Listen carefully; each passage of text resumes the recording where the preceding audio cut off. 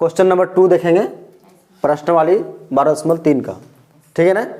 इसमें भी वही क्वेश्चन है कि मतलब छायांकित भाग का क्षेत्रफल ज्ञात करना है। जो यहाँ पे छायांकित किया हुआ ना, ये आपका फिगर वहाँ पे रहेगा, ठीक है ना। इस फिगर में आपको छायांकित भाग का क्षेत्रफल ज्ञात करना है। इसमें बोल रहा है कि छायांकित भाग का क्षेत्रफल ज्ञात कीजिए। अधिक केंद्र O वाले दोनों सकेंद्रीय वृत्तों की त्रिज्याएं क्रमशः 7 और 14 है। समझ में आ रहा ना। तो इसमें 2 को सकेंद्रीय वृत्त दिया हुआ है, समझ में आया कि नहीं। सकेंद्रीय वृत्त किसको बोलते हैं? जो एक ही केंद्र से जिसमें 2 गो वृत्त रहता है, एक ही केंद्र से जिसमें 2 गो वृत्त रहता है, उसी को हम लोग क्या बोलते हैं? सकेंद्रीय। जैसे कि मान लो ये केंद्र मान लिया, ठीक है ना।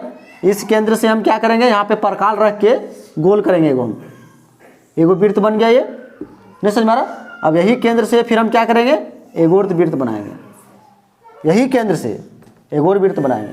तो ये क्या हो गया, इसका एक त्रिज्या दिया हुआ है 7 सेंटीमीटर और एक बड़ा वाला का दिया हुआ है त्रिज्या 14 सेंटीमीटर।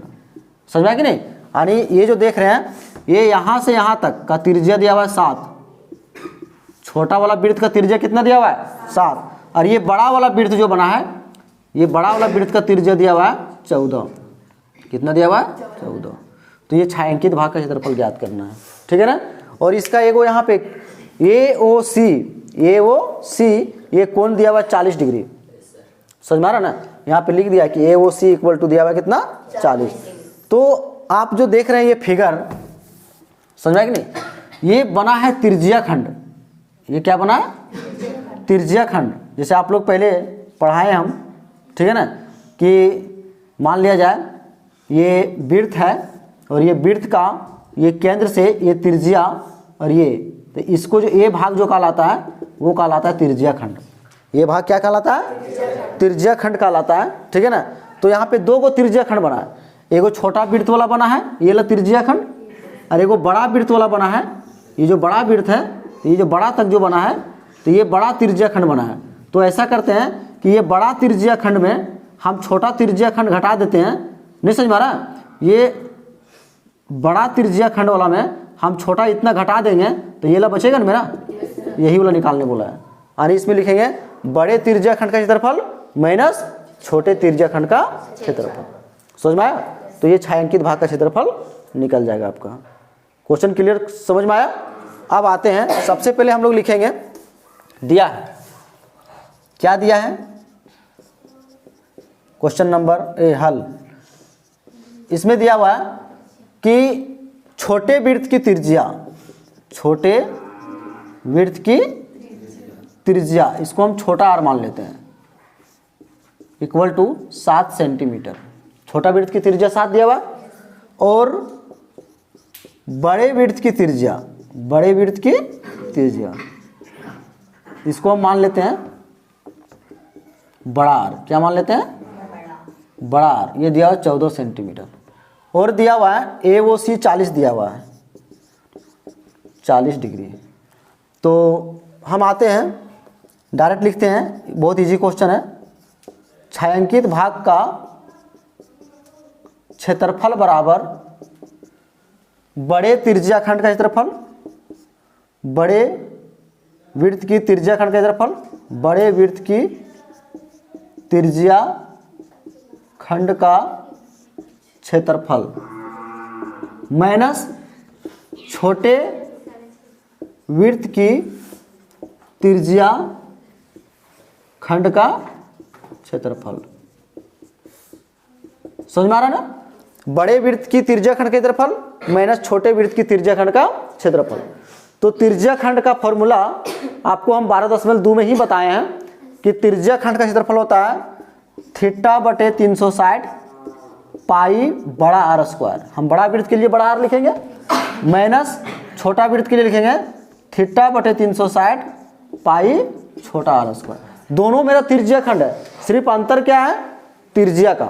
किसका अंतर है? त्रिज्या का।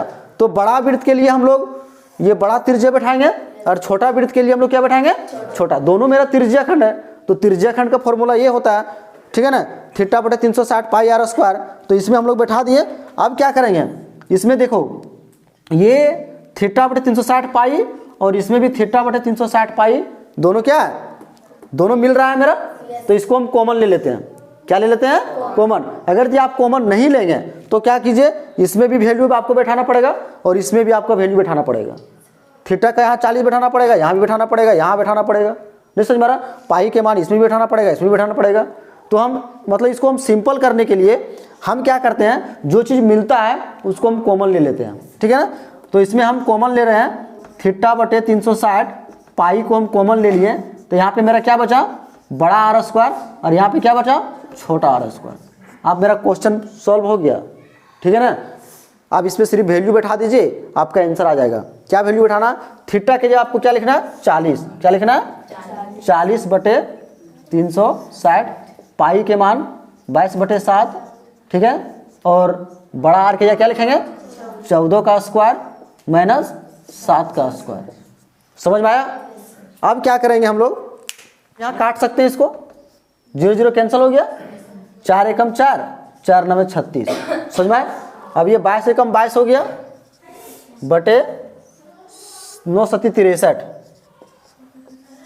14 का स्क्वायर कितना हो जाएगा, 196, 7 का स्क्वायर 49। समझ में आ रहा है वो।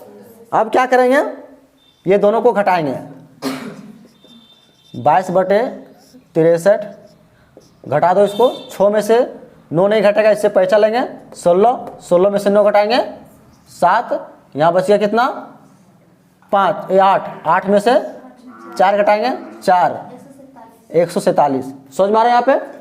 अब ये कटता है तो काटो, 3 से ये शायद कट जाएगा, 3 से, 3 दूनी 6, 3 एकम 3, फिर इसको 3 से काट सकते हैं, 3 चौक 12, 3 9 27।